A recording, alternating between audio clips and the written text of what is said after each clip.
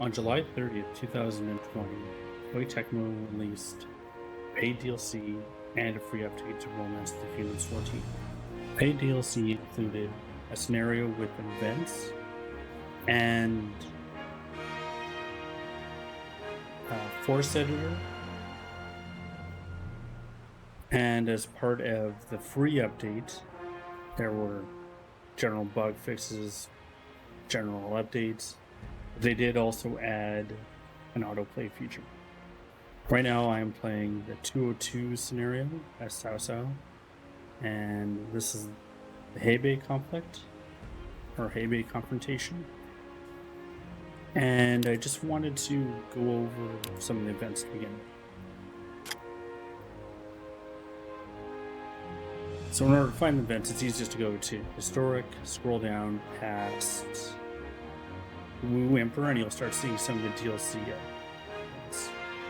This is the first new one, and basically where Cao Cao and Guojia create a situation that Wan Cheng and Wan Tan began fighting with each other and weakens both forces in-game. This event, I wish they'd done stuff slightly differently with it, because all you have to do is just wait until 204 occurs, hit it, and Cao Cao takes Ye, Shenpei, and about 3 other officers get killed in the event, and Cao Cao gets at least Shenrong, maybe a couple of other officers.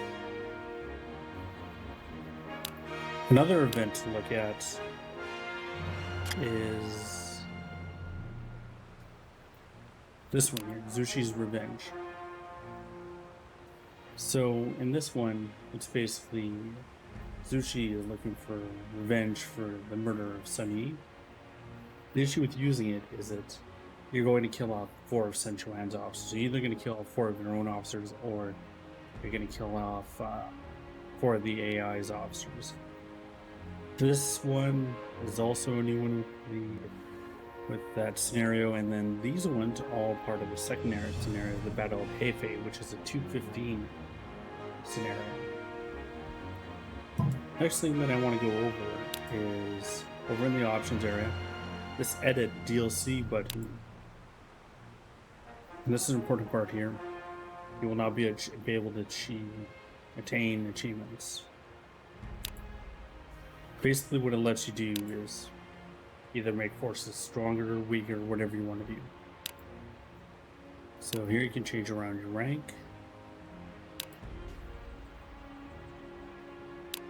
Okay, and you can choose whatever empire is, and you can change around your doctrine. You can set it to 10. There you go. And its city. This is an interesting one. You can actually set, if you want, a particular ability for that city for defense. Change around the materials, troops, gold, supplies.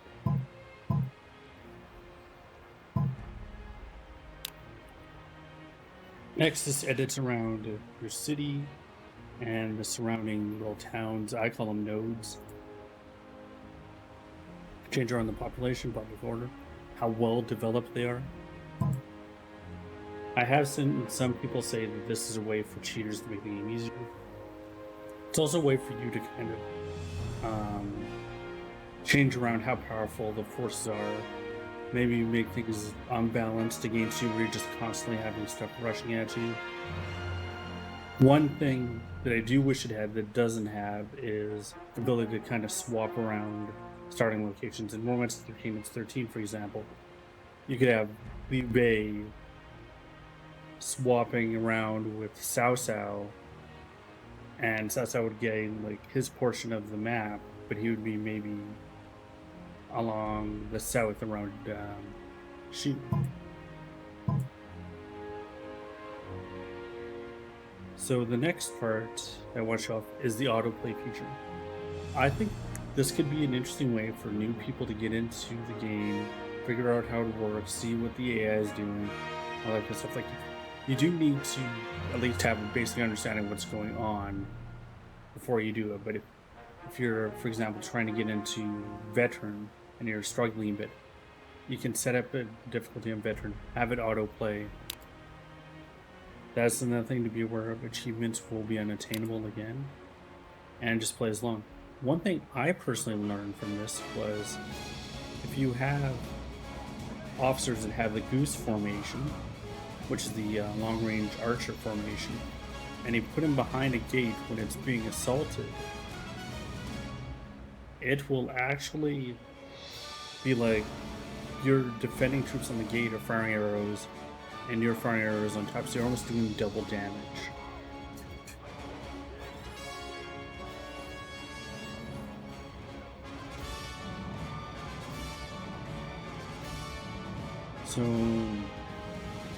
So yeah, it just plays along, does its own thing. I've seen all kinds of wild stuff happen. They almost looked like it was going to defeat another city, and it fell short. So just generally a different way of seeing how the game plays, and it just moves along. Okay. One other thing that I do have to say is that there is an additional event. But first, I want to go and show off the Battle of Hefei. So this year, Hebei Conflict is one of the new scenarios, and this Battle of Hefei is the other one. 有我刘备在此，休想伤害大家。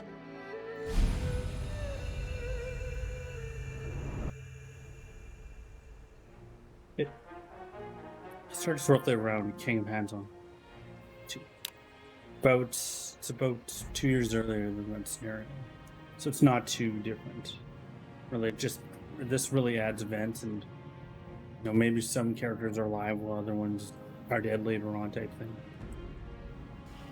Another thing that I want to go over as well is there is an additional event. And in order to access it, you have to be right around 200.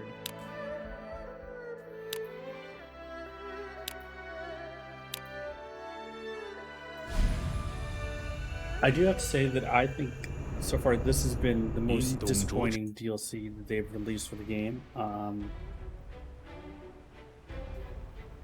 I am hoping there is going to be an expansion. I haven't heard anything to say that there is. It feels that it is just, they're winding down the DLC kind of. The next DLC in September is supposed to have 3 scenarios, and that's supposed to be coming around late September. Now, if you buy the season pass, you get all this stuff, and do be aware that if you do buy the season pass, you don't need to buy the individual content as it comes along. You will be making duplicate purchases. Typically what happens is when the DLC is released on Steam, you'll get a game update and it'll all be in there. So the last event is Surprise Attack on Wuxia. So this is when Cao Cao burns Sun Quan's supply lines and storehouses. So I will be doing another focus on Romance of the Kingdoms 14, Romance of the Three Kingdoms 14 on September. Probably going to have to go and be like pretty much the same day as it comes out, and just look at the last 2 remaining scenarios.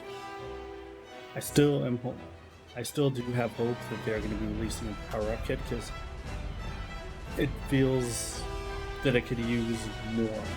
I think there's some pretty good content here. Definitely needs some more work, and it could use some more features. Anyways, I will talk to you later. Bye.